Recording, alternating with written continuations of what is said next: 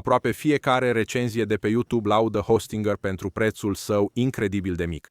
Dar există un adevăr brutal pe care îl ascund, iar acel preț mic poate deveni o capcană uriașă la reînnoire dacă nu știi exact ce plan să alegi.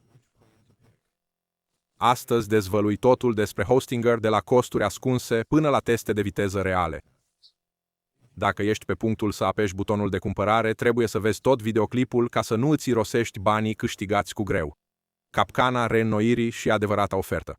Cea mai mare problemă pentru începători e să vezi un preț mic și să te șochezi când vine taxa de reînnoire? De fapt, nu e doar o problemă a Hostinger, e o strategie standard în toată industria de hosting. Adevărul este că prețul incredibil de mic se aplică doar când alegi planul de 48 de luni. Dar crede-mă, e o opțiune extrem de rentabilă și îți voi arăta exact de ce. Alegând planul pe 4 ani, îți fixezi acel preț minim pentru mult timp, ferindu-te de inflație. Dacă vrei serios să-ți lansezi drumul digital, planul Premium sau Business pe 48 de luni e o bază solidă. Îți recomand să eviți planul Single, cel mai ieftin, fiindcă nu include domeniu gratuit și te va costa mai mult pe termen lung. Test real de viteză și învingerea fricii de tehnologie.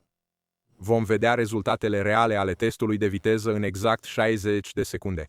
Dar mai întâi, să vorbim despre cea mai mare frică a începătorilor. Să fii complet străin de tehnologie și îngrozit de hostingul complicat.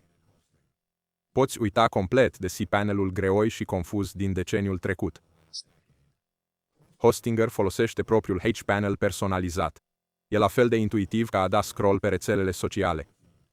Cu literalmente un singur click, site-ul tău WordPress e instalat complet. Acum să vorbim despre viteză. Deoarece Hostinger folosește servere web ultra rapide și stocare NVMe, performanța este impresionantă.